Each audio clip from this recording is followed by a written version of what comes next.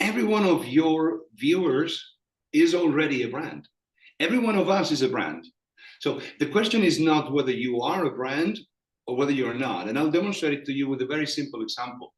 The question is whether you are conscious about it and whether you decide to strategically and with a specific target maximize the value and the impact that you do with it. But everyone is a brand.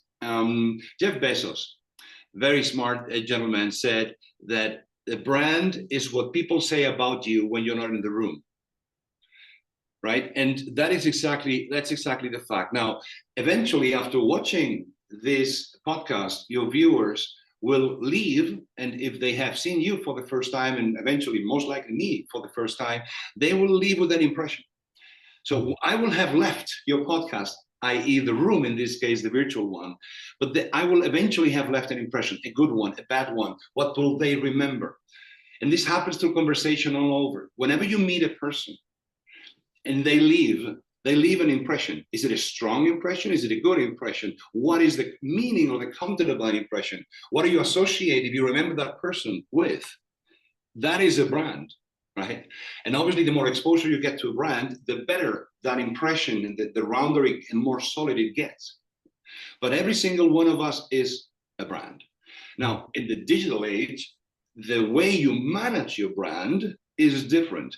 Because if you're just focusing on having a CV and pushing it out there when there are opportunities, you will be missing most.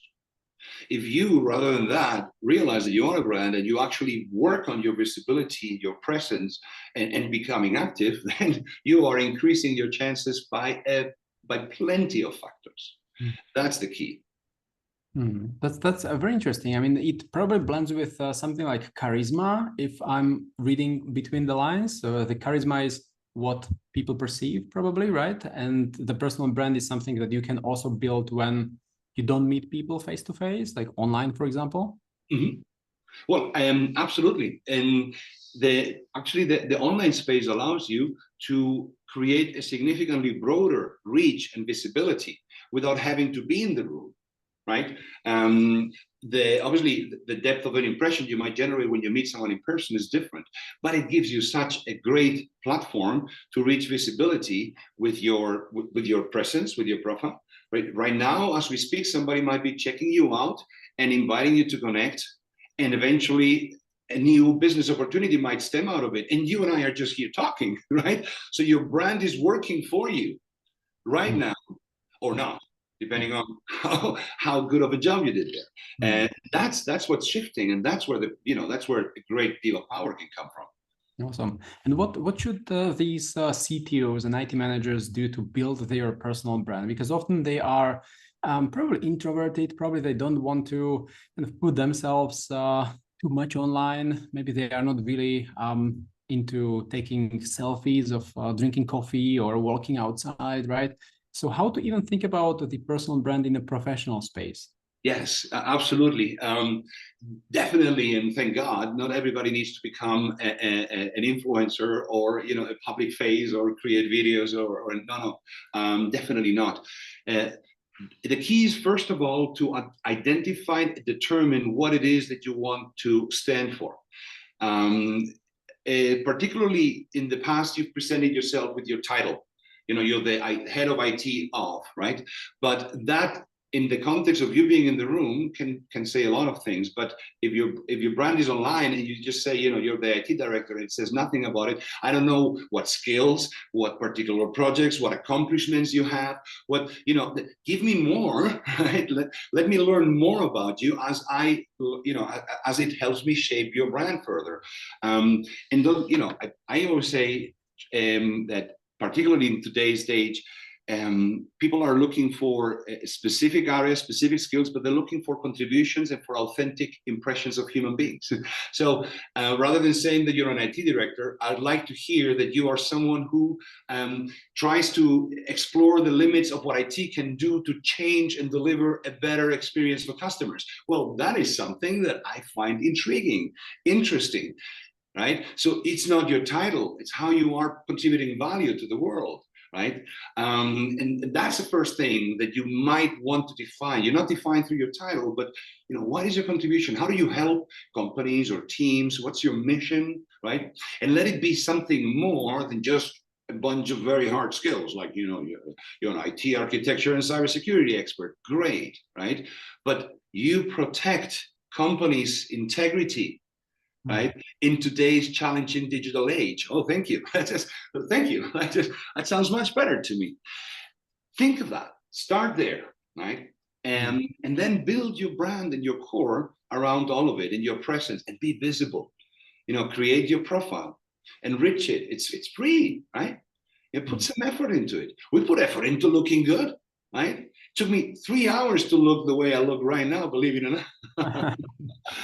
We put effort into looking good. We spend money on clothes and so on. And then on our presence online, we oftentimes, let it aside. So all your CDOs, all your IT people, they are contributing outstanding values to companies. But oftentimes in complex environments, let them think about how they contribute value. Think about how they contribute value. Make sure that they are visible and present, and then they can be open for all sorts of different opportunities. That's where they start. There is more to it, but that's the best place to start. Turn yourself into an interesting brand promise, and forget your titles. Yeah. Interesting how you also mentioned the outlook, which for a lot of CTOs, especially in smaller companies, it could mean wearing a black T-shirt with the company logo, right? And they may be used to wearing this every day because everyone, all the engineers wear this, but they may be also looking for a next job, in a bigger company, a more corporate setup. So would you say that and as a result, of course, the black T-shirt would probably not communicate the expertise, and it would not look as professional in the corporate setup. So now, would you suggest that someone is kind of positioning for the next job with a more suitable outfit? Like, is this also something that plays a role? Wow, quite an interesting, very interesting question. I would say that it depends quite a lot on the type of job and the industry that you might be looking at. There is indeed, for example, let's say it might be in the banking or in a more traditional industry where actually directors usually will be dressing in a particular code, or if that is your goal, right? If that's the industry in which you are, and then you're absolutely right. It's essential and important to network up, right? And to dress up and to talk up in terms of topics for the job that you are aiming for, 100%. Your brand has an aspiration and a positioning. That's how it starts. And then you need to build it into it. And you do that through communicating. And through that communication needs to be around topics that are relevant for the market you wanted to have exposure to, right? So if you're aspiring to a leadership position in IT, then all your technical knowledge of whatever, what architecture or programming language and so on, then forums that you might have been into, I'm not saying drop them, right? But it's not part of the dialogue or the value that you are supposed to be creating out there. Now, at the same time, I said, depending on the industry, because, and one of the markets that I have a lot of exposure to is blockchain and Web3.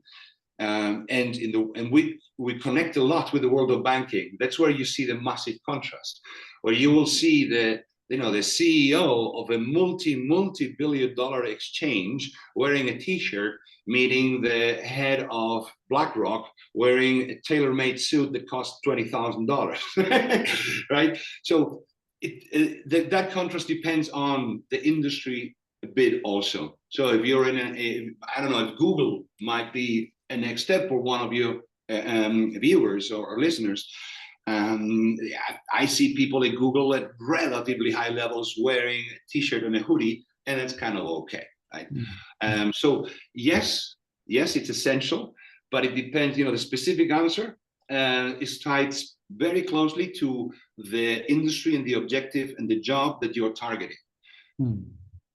It's interesting how strategic this personal branding is at the end, right? It doesn't, usually people just create an account on LinkedIn and they start posting without really thinking about how they want to be perceived, what is their ideal target job.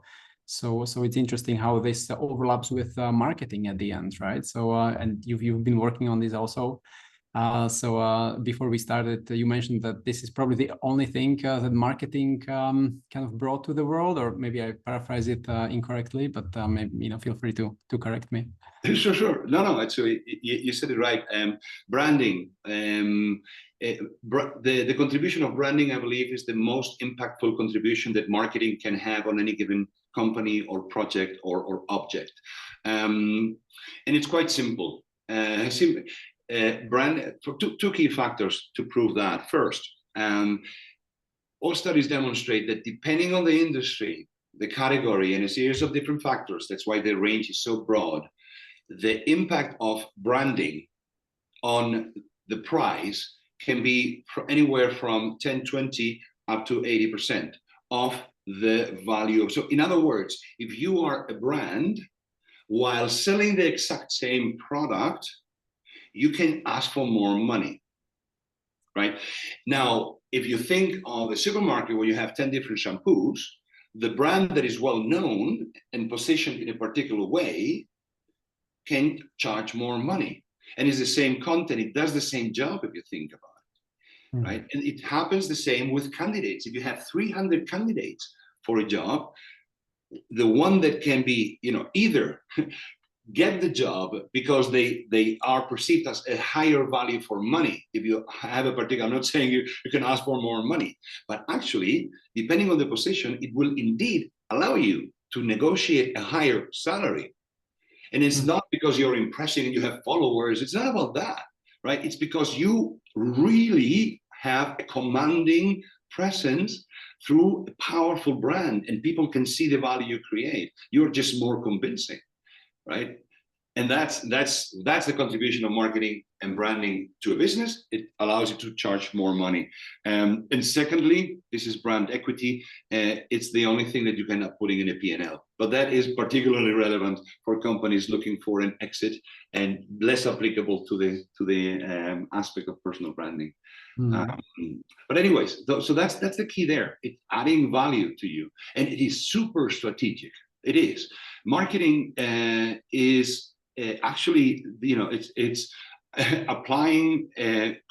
People think of marketing, they think it's creativity, right? What you do is you apply creative ways to tell stories, but they need to be anchored on particular needs, and they need to follow goals, and they need to apply to channels. So there is a system and a method to this, and the reason why I believe personal branding is the reason why what I always advertise is to make it something strategic and to not go about it lightly. And I've actually developed a particular methodology to do that that I put forward in my online courses. And that's exactly those are the steps. You first define your brand, what you stand for, then you define your brand strategy. Right? It consists on what channels do you want to use, what content and topics do you want to talk about, what style and personality do you want to bring into it, what expertise will you bring into it, what type of interaction and engagement, what network will you be trying to bring into and connect with, right? So it's strategic. So who's your target? What are you talking about? What are you, and defining your goals. Are you trying to get a new job? Are you trying to demonstrate expertise? Are you trying to solidify relationships, right? Because personal branding is not only relevant, it's very relevant, but not only relevant for the next job, it's relevant for the next, and the next, and the next job, right? It might start with a sprint if you're looking for a job right now, but it's a marathon if you think about it in the long term, right? So yeah, it is very strategic, absolutely. Interesting example that you mentioned with the soap or shampoo, because I was just in a shop the other day and there were like one next to the other, and I was kind of thinking, well, inside they are probably all very similar, but it's the brand that got me to get the more expensive one at the end. So probably something similar goes in hands of hiring managers, not hands, but heads of hiring managers. And also candidates are looking at ways how to increase their salaries at the end. So what are some practical ways and tips that people can do in order to be able to ask more salary? Yeah. Well, first of all, in terms of your online presence, it is important that it's remarkable, whether you want to use it as a first contact or whether it's reassuring, but it's demonstrated.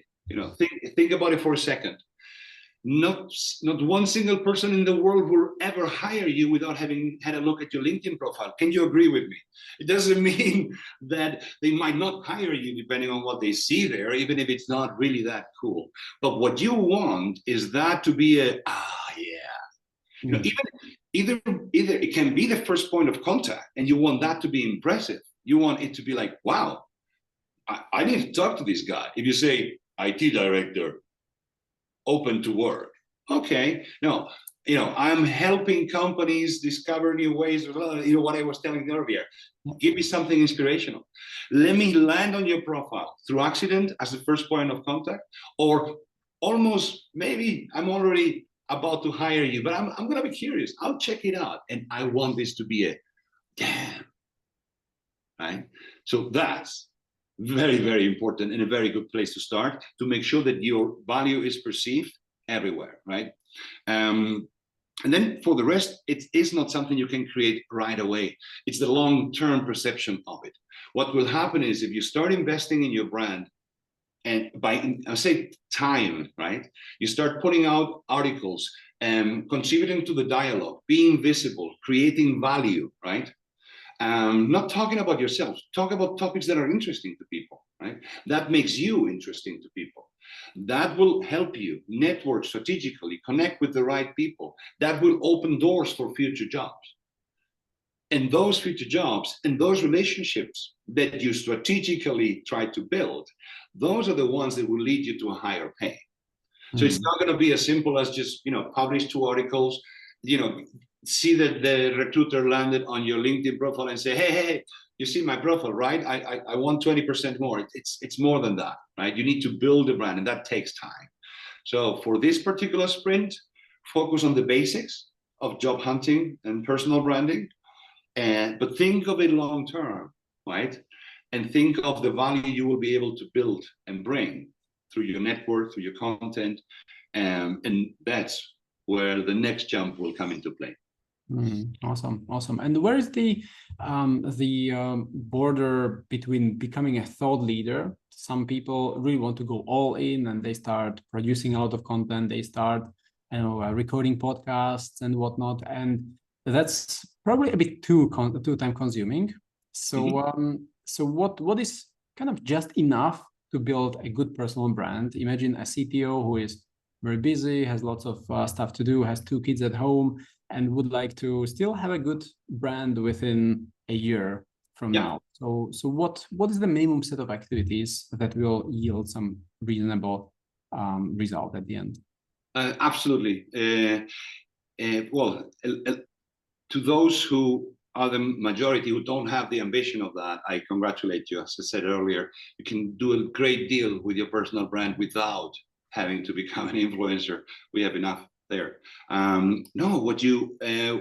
If you follow the right steps, right?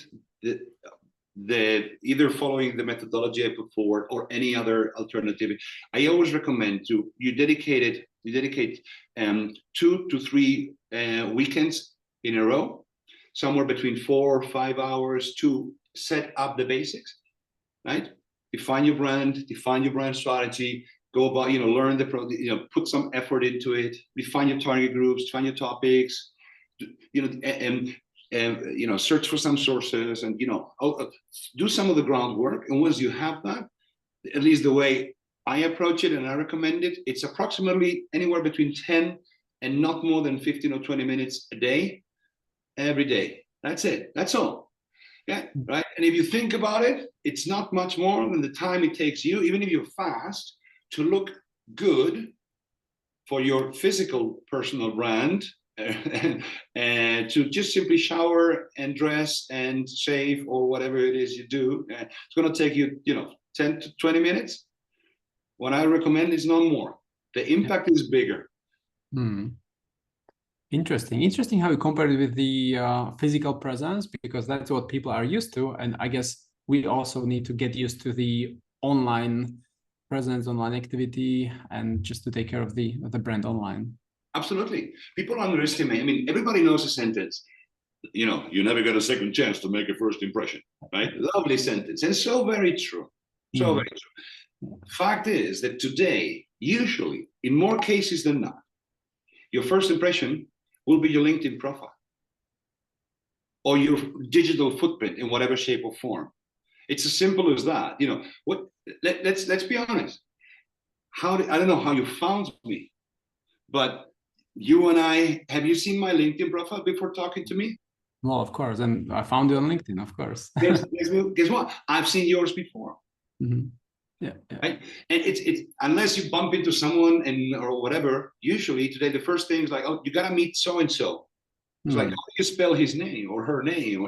That's the first thing you ask. So that first impression that you take care of when you dress up, right? And you practice that strong handshake, which is important, right? We know. Well, that will happen online. So whatever effort you want to put into giving a good first impression, you should dedicate 80% of that to your online impression.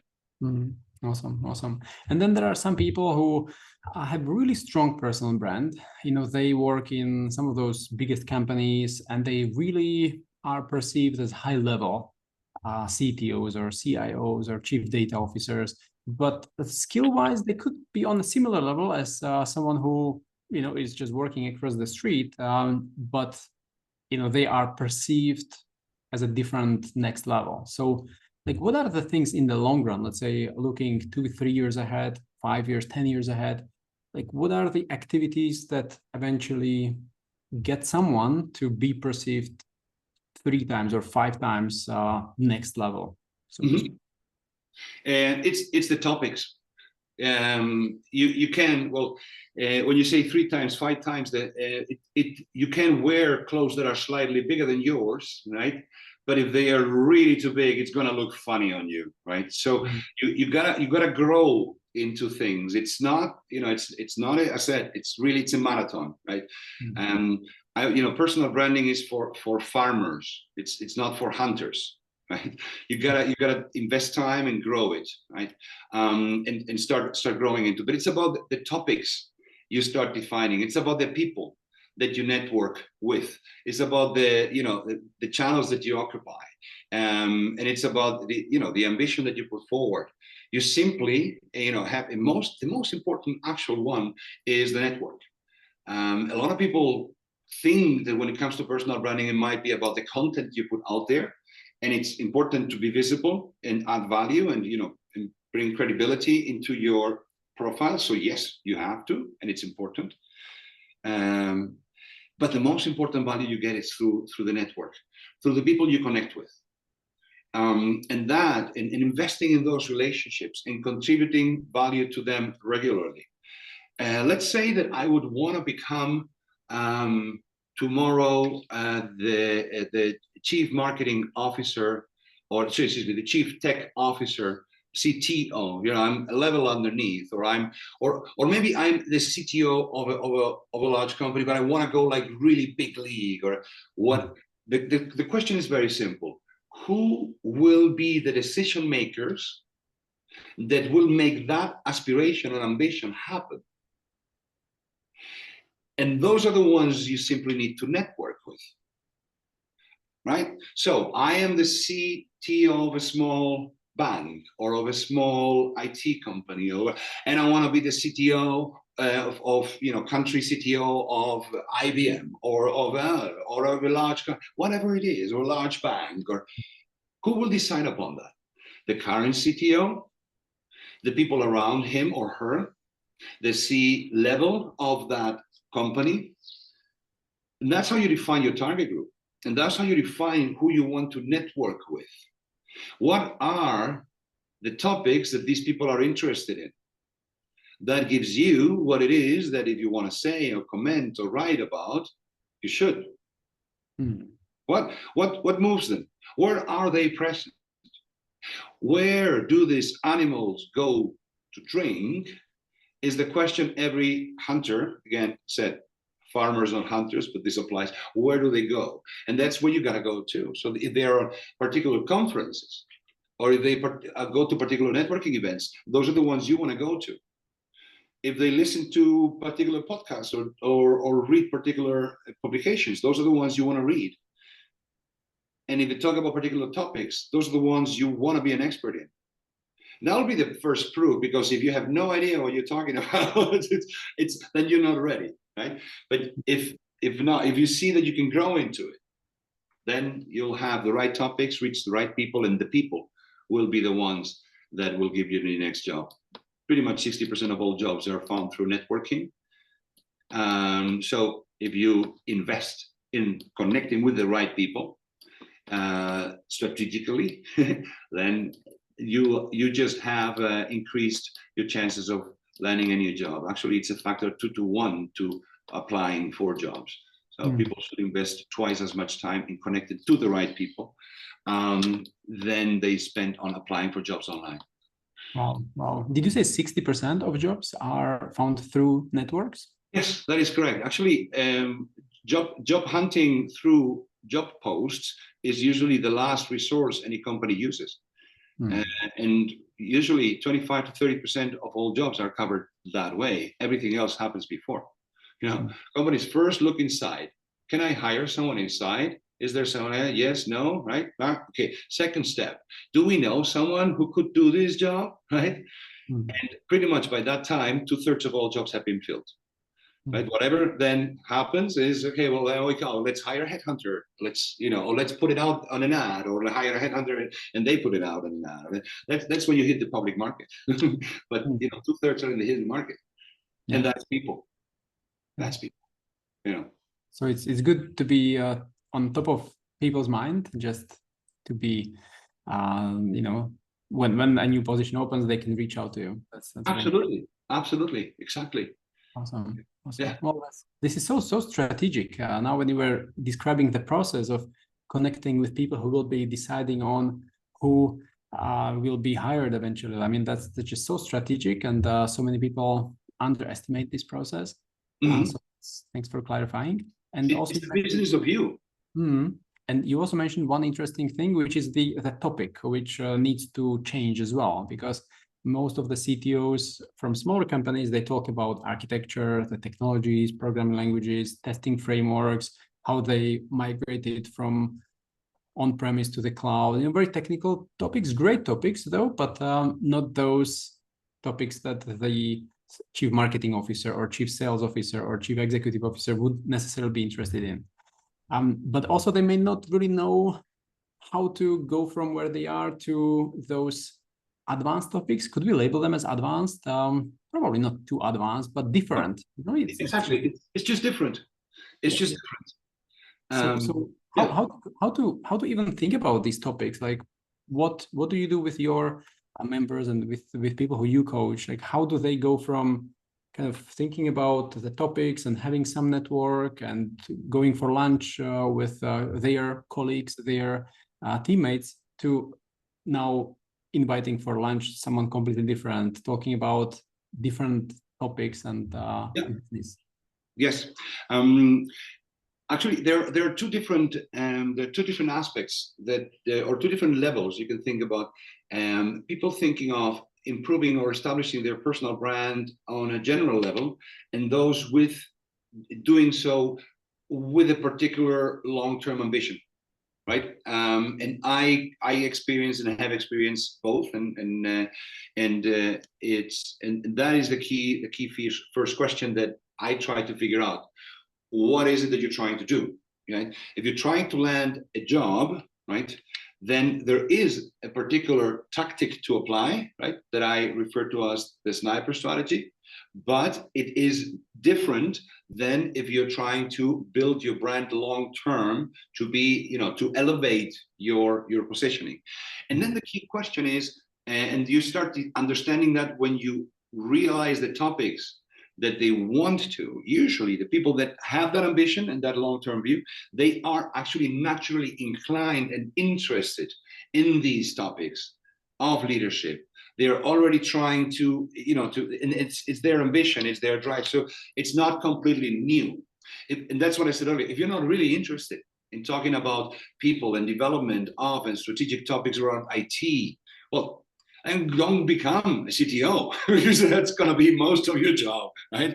If what you like is to really get into, one level, really, and it's super important, and it can be very strategic. I'm not playing it down by any means. Please not, right? Not everybody needs to become a CTO. This is very much a question of ambition. And if you have that ambition, then you will have that internal drive, and you will want to learn things and know things and develop.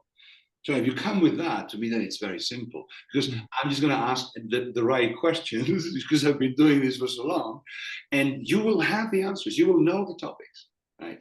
You will. It's quite natural, and it happens, and it's not rocket science. It's strategic, very strategic, and it's at least the way I do it, it follows a framework. But it's very simple. It's conversational. It's all in you. It's just the only thing I do is I ask the right question and help you answer it and navigate it. Because not everybody is a marketing strategist or a branding strategist. That's normal, right? And that's where the help comes helpful. So true, so true. So you also mentioned that the process of job hunting is a bit broken, if not completely. So what can a CTO who is not looking for a job right now, but knows that something may be going on in a year or so because the company may be acquired or, may run out of money, funding or whatever. So, how to even think about looking for a job in 6 months from now? Should they start reaching out to people? Should they start going to job boards? Should they connect with executive search companies? What to do?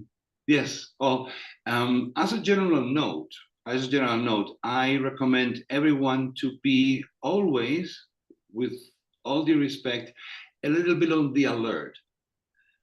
The concept of job security that we might feel exists doesn't. Rare exceptions, and everybody knows those exceptions. And those might probably not be asking themselves the question that you pointed in the first place. So they might not even be looking to these podcasts. Everyone else, right? They know it's there. Whether it's 3 months or 3 years, that is not the question. But if it's there, the sooner you start preparing. In other words, if you think of your personal brand as farming, what I'm simply saying is that you don't know when, but at some point in time, there's not going to be tomatoes in your fridge. I don't know how long it's going to take you to grow tomatoes, right? And all sorts of vegetables. But the earlier you start, the bigger and better you'll be able to take care of yourself. That's what you're growing, right? And that's it. If you do it in a hurry, you will be able to reap benefits of it right away. Right? After the first couple of weekends, after a couple of hours of investing into it, you'll start seeing benefits. Mm-hmm. But if you do it longer term, right? This is not a 30-day diet, right? If you do it long term, then the benefits will be magnificent or much bigger. And that's what you determine. What is your time horizon? Sorry, that shouldn't be the time horizon, but you should simply start now and assume that the more you invest into your brand, again, once you've done the initial work, really more than 10-20 minutes a day, then you'll be able to keep in shape forever. And maybe you don't need it until 18 months later. But 18 months later, when you need it, you're going to be in such better shape. If you need it 6 months later, you'll be in better shape already. Mm. And then in those 12 months or 16 or 18 months, should the CTO start reaching out to the network? Constantly, yes, of course. When I refer to personal branding, I'm referring to the entire strategic program that I recommend to go through. Mm-hmm. Once you've done the initial setting, you've defined your target group, you've defined your channels, you've defined your content, your style, then you start activating it. It means you're constantly reaching out to people and connecting to people. You are regularly, with the frequency you've defined, putting out content. You're constantly investing those 20 minutes. And that is not only on content.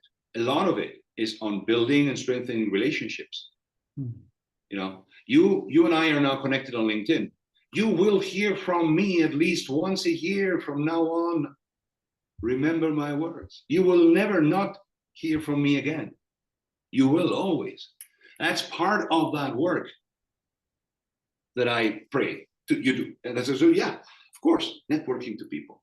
It's all of it. And not only LinkedIn, this is online, this is offline, this is your entire brand. It's your program. Yeah. You have your strategy and you execute, right? And then when the CTO is looking for a job, let's say, 12 months passed, something happened, the person is on the job hunt, should he or she start reaching out to people and say like, hey, I'm ready to embark on a new role? Does it not sound a bit too desperate? Like, what approach would you recommend? Meet with people if you can, right? Use the channels, but meet with people, speak with people. You can convey a completely different degree of empathy and have a completely different reading on how the person reacts, how he or she might be able to help, how to tone the conversation. If you can, meet in person for coffee. Select who you want to talk to strategically. Start with those that you think might be the closest to opening a door to a company that you might find interesting. If you assume that only 1/3 of all jobs are ever made public, you can assume, right? And you count the frequency with which jobs are changed. You can assume that a lot of these people might be knowing of a job. They just don't even know that you are looking for one, right? So you might just, and it's not a bad thing to ask for help. Now, to the question, the degree and the sense of urgency that one might experience or sense, that's very individual, right? And that's what will determine the intensity and the directness with which you might be doing this or not. But if you constantly are investing in your brand, ideally, actually, opportunities should be coming your way. And then you don't need to, right? Right? Yeah, and then they come your way.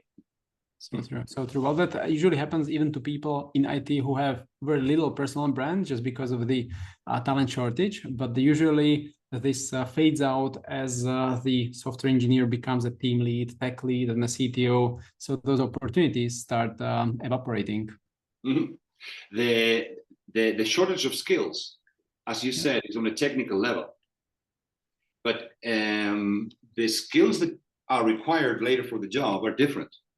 I don't know enough about technology, so people I would work with could tell me anything and I wouldn't understand. So you do need some basic understanding, but it's mostly about orchestrating people, inspiring them, managing them, challenging them, and understanding the impact of cost and the contribution of it to the. It's a totally different conversation that you have. And there is no shortage of people that have that. I have the skills for that, not technically speaking, right? So I wouldn't be a qualified CTO, but from my background, I have the experience and the knowledge and seniority to do so. So a lot of people that come from consulting that might have never really had the depth of it are very suited and eventually end up taking these jobs. And the people that are growing from inside might not, because these people grew up focusing on the skills that eventually end up being the ones that are determining for what you need there, and are better sales people usually, right? Because as a CTO, you need to also sell. Believe it or not, selling becomes part of your job. A lot of IT people don't like selling or don't think that So yeah, it's transformational there. But, And on this note, actually, you brought something very interesting up. So as people level up the career ladder, they also start focusing rather on the soft skills. So hard skills are usually very important for individual contributors and tech leads, and then the soft skills for C-levels. But what soft skills? So based on your experience, what should someone start with in order to get a really good job as a C-level in the technology space?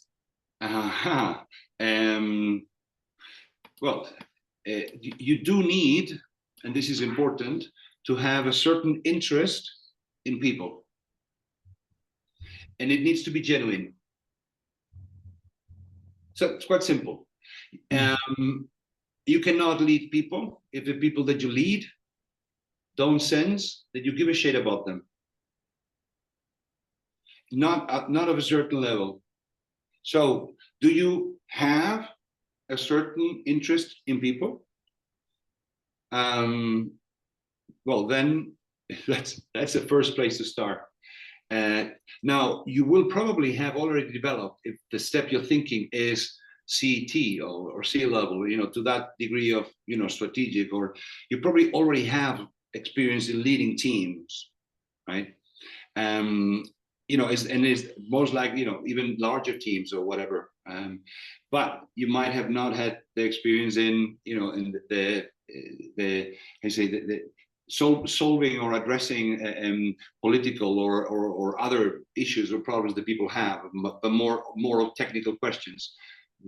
On a lower level, you ask the lower you go, the higher you go. The less technical, specific the questions is, like which button should I press, right? And the more is like, wow, what should we do with our division of XYZ? So the depth of those conversations are very different. But you probably have had experience. But if you don't have an interest in people, don't do that. Don't go there. If you're passionate by the technology, and then stay. If that's really what drives you, and exploring and playing, and then stick to that. If do that in a bigger or better place, or ask more money for it. But if you don't have a genuine interest in people, then don't become a people leader. Yeah. Awesome. Well, great advice. And I guess I could listen to you for the next 1 or 2 hours, but you don't have that much time. But you also mentioned some course in the middle. So where can people find more about you and the course? Like, what is the course about? How can it help people in the technology space? Oh, well, sure. Well, first, you can find me on LinkedIn, Germán Ramirez, and connect with me. And you can go to Germán-Ramirez.com, and you will find there courses. For whatever reason, I decided to do them in German, in English, and in Spanish, because I happen to speak those languages, and I passionately believe that everybody should invest in their personal brand. And there is a personal branding course, and there is a special sub course called Job Hunting, where I go into the sniper strategy and how to put that into practice. And it's basically the step-by-step strategic process of building your brand, bringing it to life. How to improve your profile, how to connect with the right people, how to deal with invitation, all the little tricky details of that process. But the most important aspect is you need to be, if you're willing to invest for a couple of days, 4-6 hours in a row, and then 10-20 minutes a day, then you're gonna be in a good space. That's the most important one. Awesome, cool. So I'll include the links in the show notes and on YouTube in the description. So thanks a lot. Is there anything else you would like to mention just before we kind of wrap it up? Some last final advice, because you are so passionate about personal brand, and I'm not sure I was able to ask the right questions. So is there anything? Your questions were awesome, actually. The question were, and it was pretty. It's obviously a great deal about the topic, because you actually guided through the thinking process that people are asking themselves, starting with and if anything, rather than adding anything on top, maybe to summarize it, as you started, people need to become aware that they are a brand already, right?